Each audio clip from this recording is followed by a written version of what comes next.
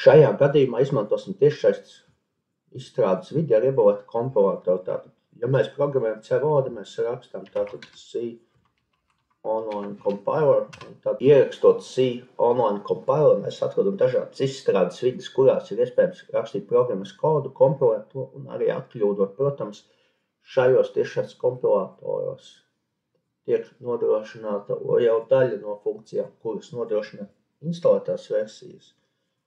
Pārsvarā, rakstot vienkāršas programmas kodus C valodā, ar to pilnībā pietiek. Lineāras struktūras algoritms.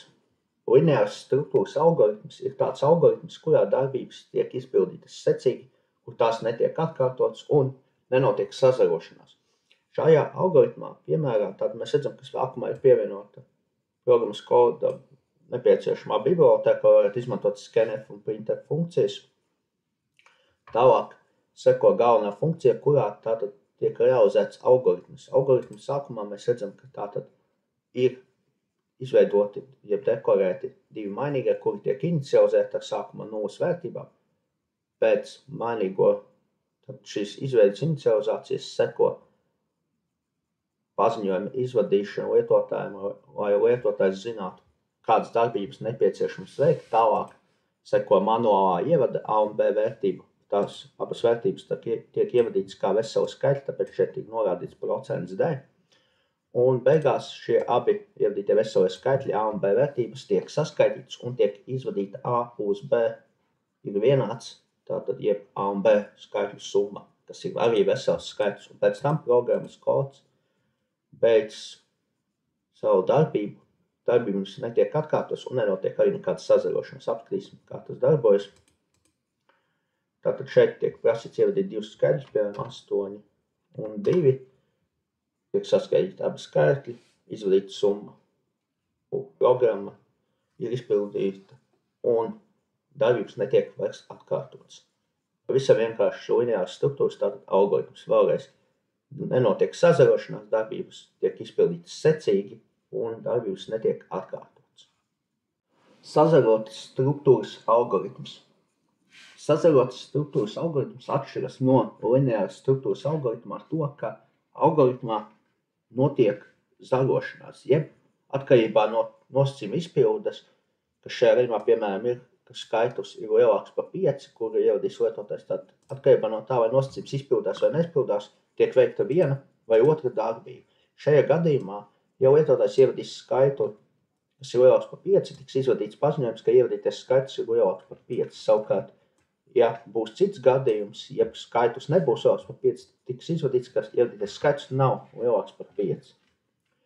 Programmas koda sākums ir līdzīgs lineāras struktūras algoritmam. Sākumā notiek mainīgo deklarācija, tālāk tiek izvadīts lietotājiem paziņojums, ka jāievada skaitli, tiek manuāli ievadīts skaitlis, un pēc šīs manuālās ievadas seko zarošanās, jeb nosacījuma pārbauda, kurā tiek pārbaudīts, vai skaitlis ir lielāks par 5. Ja tas izpildās, tad tiek izdarīta viena darbība, un attiecīgi šeit varētu būt vēl citas darbības, kuras tika izpildītas, ja izpildītas nosacījums. Ja šis nosacījums neizpildās, tad tiek veikta šī darbība vai arī vēl citas darbības, ja tādas būtu uzrakstītas. Apskatīsimies, kā tas strādā. Tātad mēs ievedam skaitu, piemēram, 8. Tiek izvadīts paziņojums, ka ievadītais skaits ir lielāks par 5. Atkārtot programmas darbu, ievedam 4, tiek izvadīts, ka ievadītais skaits nav lielāks par 5. Lūk, notiek šī zarošanās atkarībā no nosacījuma izpildes.